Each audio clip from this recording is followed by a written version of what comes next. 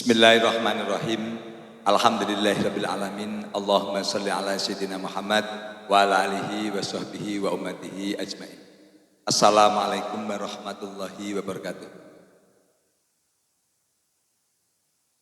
Rabbi zidni ilma warzuqni fahma, Rabbi shrah li sadri wa yassir li amri wahlul 'uqdatam min lisani yafqahu qawli. Amin ya rabbal alamin. Kepada hadirin siswa Lintang Asta, tenaga medis, kesehatan hewan, dan para marketing yang saya hormati, pada hari ini saya Daerah Muhammad Burhan, tanggal 13 Februari 2024, saya akan menyampaikan materi penyakit skabies, penyakit ektoparasit pada hewan, khususnya pada kambing, domba, kemudian anjing dan kucing. Kalau skabies ini rata-rata terjadinya pada kambing, domba, kemudian pada kucing. Kalau pada anjing juga ada, tapi rata-rata kalau pada anjing itu namanya Demodecosis.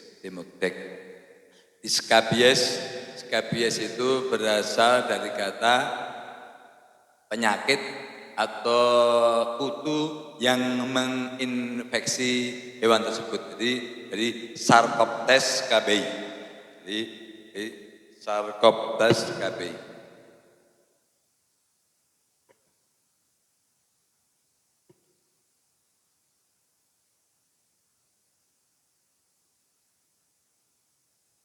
Makanya istilahnya menjadi skabies. Cuman skabies ini bersifat zoonosis. Skabies ini bisa menular kepada manusia.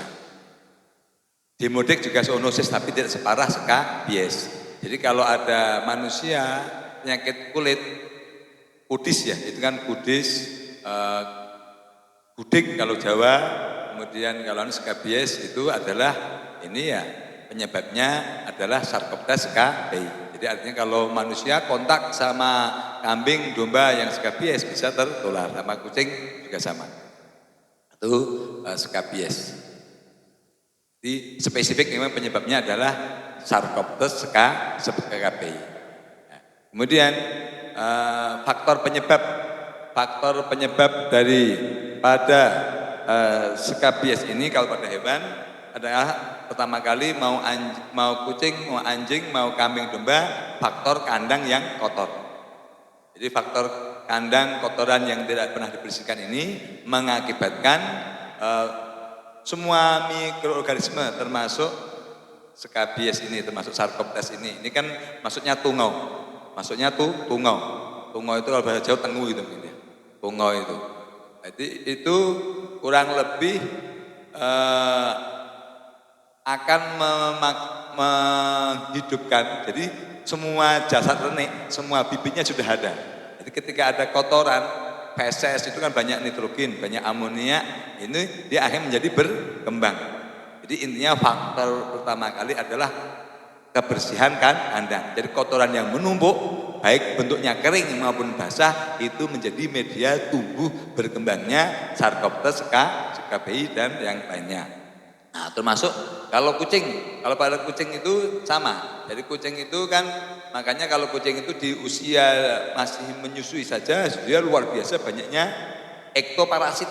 Itu kenapa? Itu karena faktor susu.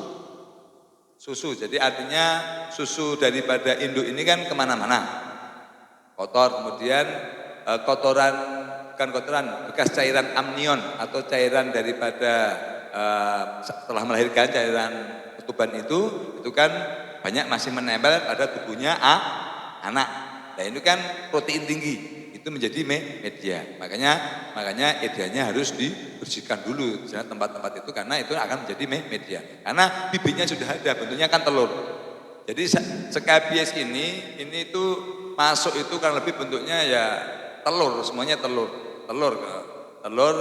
larva kemudian berkembang menjadi dewasa. Itu jadi dari menetas dari telur hinggap sampai dia menetas menjadi larva nimba namanya kalau salah. Itu dia butuh kurang lebih hanya 2 sampai 4 hari. Jadi telur sampai ini, nah dia sudah punya kaki sekitar 4 tungau kan namanya tungau itu kaki 4. Kemudian berkembang lagi dewasa menjadi kaki 8, kurang lebih kakinya 8 kalau nggak salah kaki daripada tungau ini sehabis ini kakinya 8, makanya merusak, belum punya silia itu punya ekor yang makanya mengakibatkan gatal. Kalau ukurannya kan hampir 0, jadi kurang lebih itu ini ukurannya itu lebih, kalau nggak salah itu 64-an mikron lah. Jadi artinya sama bakteri itu ukurannya 20 kali lipat. Jadi lebih besar daripada bakteri. Ukurannya lebih besar daripada bakteri. Jadi kurang lebih. Jadi makanya kalau dilihat di bawah mikroskop dia kelihatan. Kalau bakteri nggak kelihatan. Harus pakai mikroskop elektron. Jadi kemudian nanti dia akhirnya sampai dewasa. Dari telur sampai menjadi dewasa itu kan kurang lebih Sarcoptes SKB ini butuh waktu 14 hari. Nah, setelah 14 hari dia dewasa, dia akhirnya bereproduksi, menghasilkan telur kembali. Lah inilah berkembang biak. Makanya kenapa di antara dasar pengobatan Sarcoptes SKB adalah 14 hari. Paham? Dia harus punya ilmu dasarnya. Jadi 14 hari ini dia langsung bereproduksi terus. Itu dasarnya adalah karena setelah 14 hari itu dia berkembang biak terus karena sudah mencapai dewasa. Tapi saat dia larva nimpa itu juga sudah mengakibatkan peradangan. Paham ya? Nah, kemudian faktor kedua adalah faktor sinar cahaya matahari. Yang tingkat kelembapan yang tinggi, kucing-kucing yang jarang keluar pasti cenderung kena Sarcoptes SKBI. Kemudian kambing domba sama yang lembab pasti lebih mudah. Kemudian nutrisi. Nah, kambing domba yang jumlahnya banyak, karena akhirnya ketika banyak populasinya itu mengakibatkan makanan kurang. Itu pasti cenderung lebih banyak terjadi Sarcoptes SKBI. Karena ketika katakanlah makanan ini kurang, mengakibatkan sistem imun ini menjadi menurun.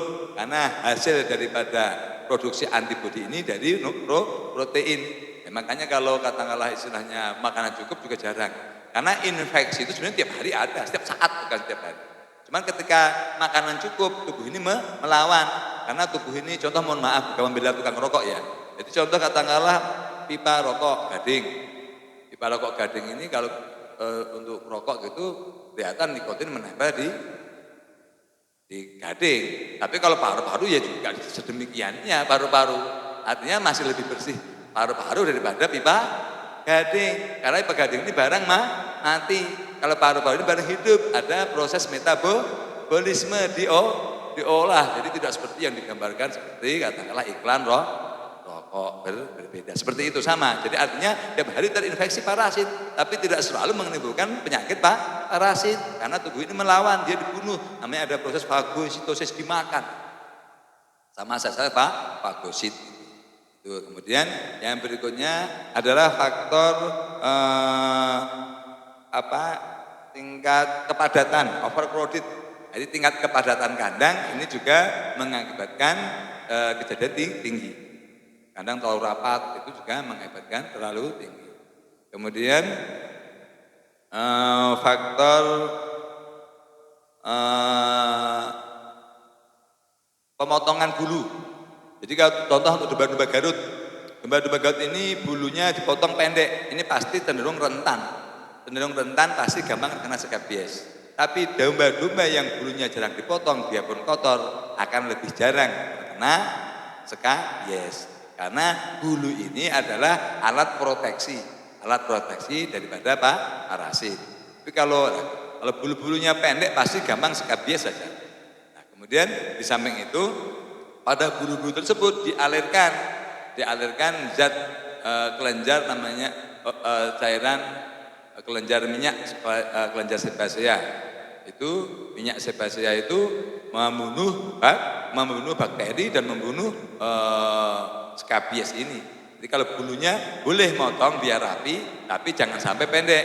Jadi kalau bulu domba ini terlalu pendek, otomatis produksi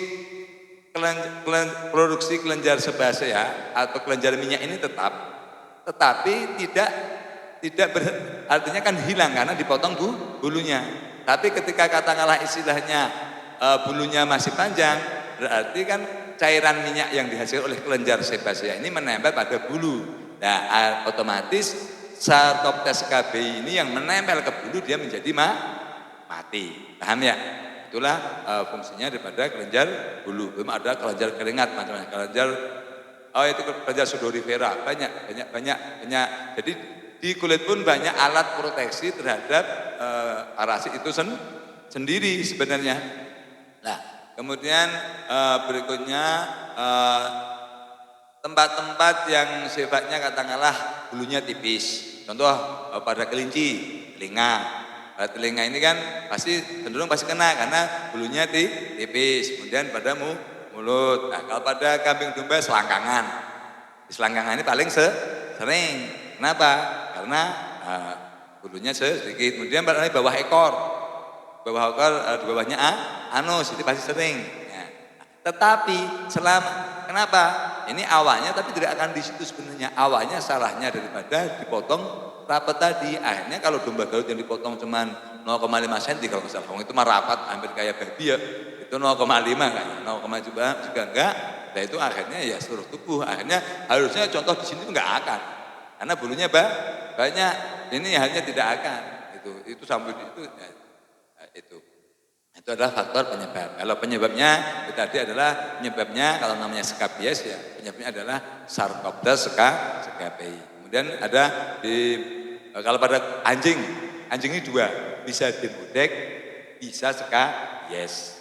Nah, cuma bedanya kalau demodek sama skabies itu kalau katanya berbeda. Jadi kalau demodek itu radangnya lebih kasar. Berarti berontok kasar kalau demodek. Itu namanya demodek polikulorum. Polikulorum itu kenapa? Karena kutunya itu menempel pada folikel rambut. Nah, bukan menempel di dalam folikel rambut. Itu makanya bentuknya lebih kasar. Tapi kalau skabies di bawah epidermis, di bawah kulit. Nah, namanya demodek polikulorum. Itu kalau pada anjing. Tapi anjing itu dua-duanya, tapi biasanya anjing itu ya kena skabies, ya kena demodek. Itu kalau anjing. Tapi kalau yang lain jarang. Jadi demodek ini hanya rata-rata pada anjing. Itu juga wallahu a'lam ya. Jadi kenapa kalau yang lain enggak demodek? Tapi kalau pada anjing itu demodek karena mungkin kotornya juga bisa.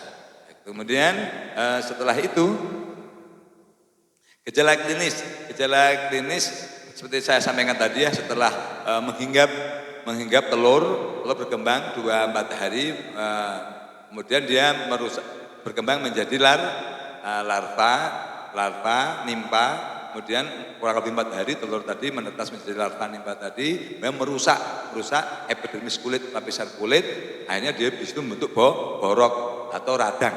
Itu namanya dermatitis, radang kulit. Kalau itu disebabkan oleh parasit. Itu. Nah, kalau seandainya saat itu ketahuan langsung diolesin aja, dia langsung mati sebenarnya. Tidak usah nyentuh suntik, langsung ketahuan lagi ada satu titik. Belum sistemik, bagi awal langsung diolesin, langsung pakai contoh Gendaver salep, olesin habis sebenarnya. Kenapa? Nanti kulit meresap, membunuh karena masih di epidermis di bawah itu membunuh kutu tersebut di bawah kulit. Nah, kalau udah sistemik susah salep sebenarnya. Jadi kalau lagi awal 2 hari kata langsung olesin itu insya Allah langsung mati sebenarnya di situ karena dibentuknya masih telur masih larva. Tapi kalau udah 14 hari udah sistemik. Kalau udah 14 hari udah masuk berjalan di bawah kulit seluruh tubuh. Makanya akhirnya kronis kalau nggak diobatin kan itu bisa bertahun-tahun tidak sembuh. Kalau bahasa orang itu jamuran bukan jamuran. Jadi seperti itu. Kemudian radang. Jadi awalnya itu radangnya itu biasanya pruritis. Pruritis itu hanya kemerahan gatal awalnya. pruritis atau kemerahan gatal. Nah, setelah otomatis reaksi daripada hewan pasti menggaruk. Nah, ini menjadi parah, hanya menjadi radang lebih melebar. Nah, menularnya karena garukan tadi. Gara-gara digaruk-garuk akhirnya menular kemana-mana. Nah, ketika jadi peradangan gara-gara mekanis garukan, ini memperluas media berkembangnya. Kenapa? Ada darah di sana. Tidak ada darah, dia semakin berkembang. Makin berkembang. Nah, lama-lama akhirnya kalau dibiarkan terjadilah kerontokan bulu. Biarpun kalau sudah sistemik, biarpun katakanlah yang tidak radang, pasti akan jadi kerontokan bulu. Kenapa? Karena parasit itu berada di bawah epidermis kulit. Itu masih bulu mulai rontok. Nah, rontok, ketombean pasti dananya. Karena semua parasit pasti mengakibatkan ketombean. Nah, kemudian pasti katakanlah bulu juga pasti kusam, biarpun yang tumbuh pasti kusam karena kurang nutrisi. Kenapa? Karena parasit itu selalu menghisap darah, jadi mengurangi nutrisi. Paham ya? Pasti. Nah, setelah itu kemudian kalau tingkat peradangannya parah, awalnya ada infeksi sekunder, pasti akan muncul mulai kalau yang kotor terutama kambing domba akan ada nanah. Jadi kalau ada nanah itu, nanahnya itu bukan karena Sarcoptes KB-nya, tapi karena ada infeksi oleh bakteri lingkungan nanah. Nah, kalau zaman dulu hanya diobati pakai masker gak akan sembuh, nanahnya hilang, katanya tetap nggak hilang. Zaman dulu tahun 80-an itu banyak kasus kabies, manusia kabies tahun 80-an semua gudikan. Itu apa? Karena obatnya pada belum tahu, karena obatnya sederhana. Hanya obatnya istilahnya ivermectin. Jadi Sarcoptes KB ini. Jadi kalau udah nanahan ini berarti ada gatal karena Sarcoptes KBI, kemudian diiringi dengan infeksi sekunder oleh bakteri lingkungan. Nah, ini paling banyak terjadi pada kambing domba. Karena di lingkungan kandang kambing domba ini paling kotor sehingga rentan terinfeksi bakteri. Nah, kalau nggak percaya yang sering di lapangan, pasti kalau skabies yang di bawah anus pasti nanah. Di selangkangan pasti nanah. Nah, nanti akhirnya yang parah-parah di punggungmu juga nanah. Kalau kambing domba pasti nanah. Kalau kambing domba. Jadi kalau ngobatin ini catatan. Kalau ngobatin skabies pada kambing dan domba tidak cukup hanya mersitin, tapi dibutuhkan pen strap. Tapi kalau kucing tidak selalu. Kalau kucing tidak selalu. Tapi kalau kambing domba pasti selalu diikuti dengan nanahan. Sama dengan manusia. Manusia itu kalau sudah skabies rata-rata udah parah. Itu nanahan. Zaman dulu, tapi sekarang nggak tahu ya. Zaman dulu orang skabies sampai nanahan karena infeksi saking parahnya. Itu kemudian setelah itu gejalanya berikutnya ada terjadi alopecia. Alopecia itu gundul, botak. Jadi kebotakan karena kan bulu tidak tumbuh. Ulang lagi ya. Jadi artinya awalnya gatal, kemudian pruritis radang merah-merah. Setelah itu peradangan kemudian bulu cenderung katakanlah kusam, ketombean, kemudian bulu mudah rontok karena ada parasit. Kemudian lama-lama alopecia atau botak, kemudian kadang-kadang diiringi bernanah karena ada infeksi sekunder oleh bakteri. Itu bakterinya itu Staphylococcus, Streptococcus, Clostridium, Corynebacterium, itu bakteri-bakteri yang ada di sekitar kita. Nah, kemudian pengobatan. Pengobatan itu kausatifnya. Karena ini memang parasit, jadi obatnya harus pakai menggunakan mersitin inject. Menggunakan mersitin atau ivermectin. Nah, ini dosisnya kalau untuk kambing domba, mersitin inject ya, itu adalah kalau untuk kambing domba 1 mili per 12,5 kg berat badan. Atau maksimal 1 mili per 6,5 kg, paham? Sampai bisa 2 kali lipat. Ini efektif, paham? Yaitu 1 mili mersitin inject itu kalau parah 1 mili per 6,5 kilogram berat badan. Nah, kalau biasa 1 mili per 12,5 kilogram berat badan. Contoh domba Garut katakan itu kan di atas 50 kilo. Kalau 50 kilo ini berarti butuhnya lebih 4 mili. Ya, masyarakat berapa pengalamannya di lapangan?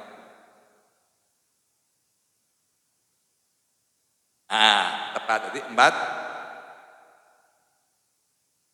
efektif kalau di situ. Jadi 4, jadi kalau 67 sampai jadi 4 mili diajarkan dengan Aquades.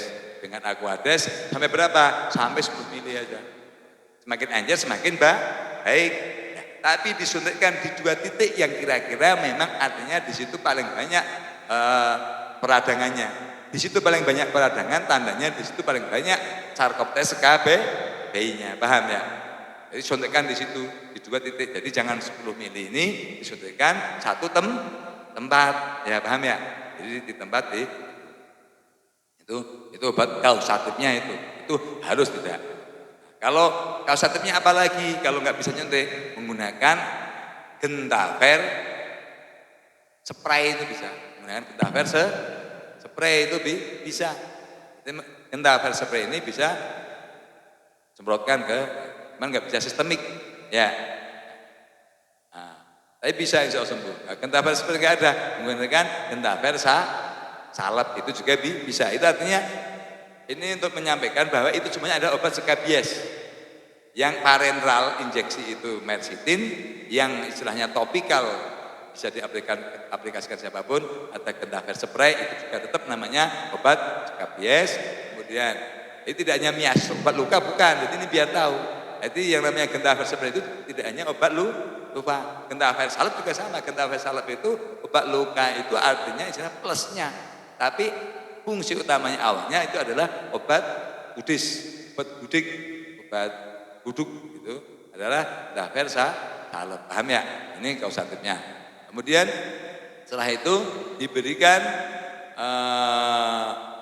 kalau peradangannya parah, biar tidak gatal. Kalau gatal kan parah. Ini perlu diberikan dexamethasone. Biar dexamethasone biar tidak gatal. Nah, ya ini kalau katakanlah istilahnya harusnya ada obat salep yang ada mengandung dexamethasone, nanti saya informasikan ya. Ini belum ada saya. Jadi obat skabies yang ada dexamethasone ada enggak? Dexapen enggak? Dexapen itu antibiotik, bukan anti skabies. Karena skabies itu kan gatal sekali. Ini butuh dexa. Jadi karena apa? Gatalnya ini mengakibatkan keparahan penyakit. Ya, kalau tidak gatal kan menjadi tidak parah. Ada garuk kan? Nanti saya formulasikan. Nah, kemudian setelah itu dexa bisa diberikan ketika parah. Terutama ini untuk demodek. Karena demodek itu luar biasa gatalnya. Ini anjing tua kalau demodek ini saya sarankan wajib aja kan, kasih dexa. Kalau yang lain, tapi kalau untuk demodek ini wajib menggunakan dexa karena gatalnya luar biasa. Nah, kemudian setelah itu diberikan vitaminnya ADE. Dan ADE ini untuk menumbuhkan kulit yang pada rusak ini biar cepat tumbuh kembali. Nah, kemudian untuk kasus yang ada nanahnya tadi jangan lupa diberikan antibiotik pen, strep, penicillin, streptomycin untuk nah ini cara menyuntikkannya ini karena ini bukan sistemik. Jadi kalau saya nyuntikkannya pen strep ini ya tempat di situ saja. Contoh kalau untuk skabies pada kambing domba di selangkangan ya disuntikkan pen strepnya itu di selangkangannya itu secara seputan atau apa di situ aja. Nyuntikannya di situ jadi langsung kering. Jadi bukan intramuskular sistemik, bukan. Disuntikkan di tempat di mana ada nanah. Karena bakterinya adalah di situ. Jadi cepat akhirnya istilahnya distribusinya obat lebih cepat di situ. Disuntikannya. Bukan disuntikkan intramuskular, bukan ya. Di situ. Jadi itu kemudian pencegahan. Kalau pencegahan tadi seperti yang saya sampaikan, membersihkan kandang setiap hari, kemudian sinar matahari harus cukup, nutrisi harus cukup, sirkulasi udara tadi harus bagus, kemudian untuk hewan yang terjangkit repot di karantina, diobati secara katakanlah secara total sehingga nanti tidak menimbulkan penularan ke yang lain. Nah, kemudian pengobatan ini kalau skabies semua penyakit parasit karena tadi siklusnya 14 hari harus diulang. Jadi ini usahakan jangan lebih dari 14 hari. Kalau kurang nggak apa-apa. Contoh 12 hari boleh, 12 atau 13 hari boleh. Kalau 10 hari bagaimana? Jangan, karena obat masih bekerja. Tapi kalau lebih jangan. Kalau lebih ini sebenarnya katakanlah belum akhirnya tidak memotong siklus daripada Sarcoptes bayi. Jadi sampaikan, kalau Bapak terlambat sehari, lebih bagus diulang lagi.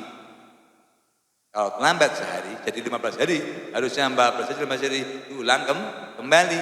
Karena udah berkembang lagi. Dan itu kan dari ukur. Jadi satu telur berkembang menjadi satu anak, satu dewasa. Satu dewasa menghasilkan puluhan telur, ratusan telur. Ini deret ukur, paham? Itu. Jadi telat sehari itu sudah telur yang berkembang luar biasa banyaknya. Jadi kalau pengulangan pengobatan ektoparasit, entah dimodek, entah skabies, ini harus tepat 14 hari atau kurang, yaitu 12 hari sampai 14 hari. Jadi demikian materi tentang penyakit skabies yang saya sampaikan, semoga bermanfaat bagi para tenaga medis, khususnya Linta Asta, Maya Laboratoris, untuk membantu masyarakat, peternak, dan praktisi pet animal. Semoga bermanfaat. Billahi taufiq hidayah. Wassalamualaikum warahmatullahi wabarakatuh.